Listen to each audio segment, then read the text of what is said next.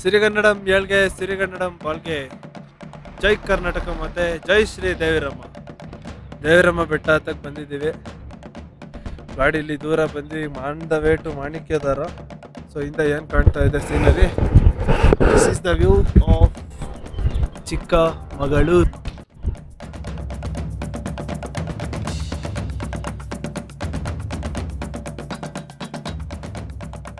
ಚಾಮುಂಡೇಶ್ವರಿಯ ರೂಪ ಆಗಿರುವ ದೇವಿರಮ್ಮ ತಾಯಿಯು ಈ ಬೆಟ್ಟಕ್ಕೆ ಬಂದು ಯಾಕೆ ನೆಲೆಸ್ತಾರೆ, ಇದ್ರ ಹಿಂದಿನ ಕಥೆ ಏನು ಅಂತ ನಾನು ನಿಮಗೆ ಹೇಳ್ತೀನಿ.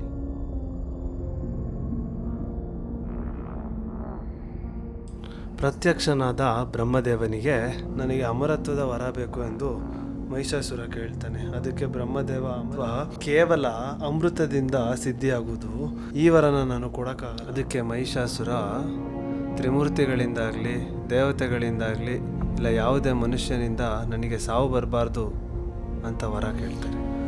3 ಲೋಕಗಳ ಮೇಲೆ ದಾಳಿ ಮಾಡ್ತಾರೆ. ಇಂದ್ರದೇವನನ್ನು ಸೋಲಿಸಿ ಅವನನ್ನು ಬಂದಿಯನ್ನಾಗಿ ಇಟ್ಕೋತಾರೆ. ಬೇರೆ ದೇವತೆಗಳು ಕಂಗಾಲಾಗಿ ತ್ರಿಮೂರ್ತಿಗಳ ಹತ್ರ ಓಡಿ ಹೋಗ್ತಾರೆ. ತ್ರಿಮೂರ್ತಿಗಳಿಂದನೂ ಸಾವನ್ನಪ್ಪದಲ್ಲೇ ಇರೋ ಶಕ್ತಿ ಮಹಿಷಾಸುರನ ಹತ್ರ ಇರುತ್ತೆ. ಆಗ ತ್ರಿಮೂರ್ತಿಗಳು ತಮ್ಮ ಎಲ್ಲ ಶಕ್ತಿಯನ್ನು ಒಂದುಗೂಡಿಸ್ತಾರೆ. ಆ ಶಕ್ತಿನೇ ಆದಿಶಕ್ತಿ, ಸಾಕ್ಷಾತ್ ಶ್ರೀ ಚಾಮುಂಡೇಶ್ವರಿ ದೇವಿ. ಚಾಮುಂಡೇಶ್ವರಿ ಯುದ್ಧಕ್ಕಿಳಿತಾರೆ. ಸತತವಾಗಿ 9 ದಿನದೊಳಗೆ ಅಸುರ ಕುಲದ ಪ್ರಮುಖರು, ಸೇನಾಧಿಪತಿಗಳು ಎಲ್ಲರನ್ನೂ ಸಂಹರಿಸ್ತಾರೆ. ನಂತರ 10ನೇ ದಿನ ಮಹಿಷಾಸುರನ ವಧೆ ಆಗುತ್ತೆ. ಮಹಿಷಾಸುರನ ವಧೆ ಆದ ನಂತರ ಚಾಮುಂಡೇಶ್ವರಿ ದೇವಿ ತುಂಬ ಉಗ್ರ ರೂಪದಲ್ಲಿ ಕೋಪಿತವಾಗಿರ್ತಾರೆ. ಈ ಸಮಯದಲ್ಲಿ ಭಕ್ತಾದಿಗಳು ಕಂಗಾಲಾಗ್ತಾರೆ, ಇಂಥ ಉಗ್ರ ರೂಪನ ನಾವು ಹೇಗೆ ಶಾಂತಪಡಿಸ್ಬೇಕು ಅಂದ್ಬಿಟ್ಟು.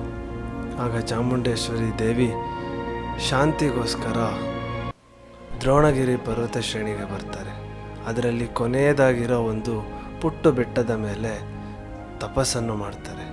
ಆಗ ಅವರಿಗೆ ಒಂದು ಶಾಂತಿ ಸಿಗುತ್ತೆ.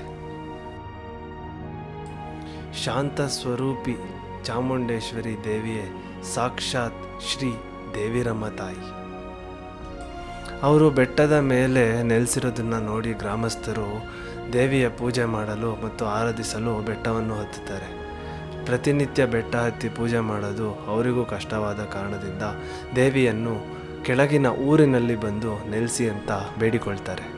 ಗ್ರಾಮಸ್ಥರ ಬೇಡಿಕೆಯನ್ನು ಒಪ್ಪಿಕೊಂಡ ಶ್ರೀ ದೇವಿರಮ್ಮ ತಾಯಿಯು ಅವರ ಮಾತಿನಂತೆ ಕೆಳಗಿನ ಗ್ರಾಮಕ್ಕೆ ಬಂದು ನೆಲೆಸ್ತಾರೆ. ಆದರೆ ಗ್ರಾಮಸ್ಥರಿಗೆ ಒಂದು ಷರತ್ತನ್ನು ಹಾಕ್ತಾರೆ. ನರಕ ಚತುರ್ದಶಿಯ ಮಹಾಲಯ ಅಮಾವಾಸ್ಯೆಯಂದು ತಾಯಿಯನ್ನು ಈ ಸುಂದರವಾದ ಭವ್ಯವಾದ ಬೆಟ್ಟದ ಮೇಲೆ ಕರೆದುಕೊಂಡು ಬಂದು ಇಲ್ಲಿ ಪೂಜೆ ಸಲ್ಲಿಸಬೇಕು. ಆ ಬೆಟ್ಟಕ್ಕೆ ಆಗಮಿಸುವ ಭಕ್ತರ ಏನೇ ಕೋರಿಕೆ ಇದ್ದರೂ ತಾಯಿ ನಡೆಸ್ಕೊಡ್ತೀನಿ ಎಂದು ಮಾತು ಕೊಡ್ತಾರೆ. ಇದೇ ನಮ್ಮ ದೇವಿರಮ್ಮ ಬೆಟ್ಟ ಹಾಗೂ ದೇವಿರಮ್ಮ ತಾಯಿಯ ಮಹಾತ್ಮೆ.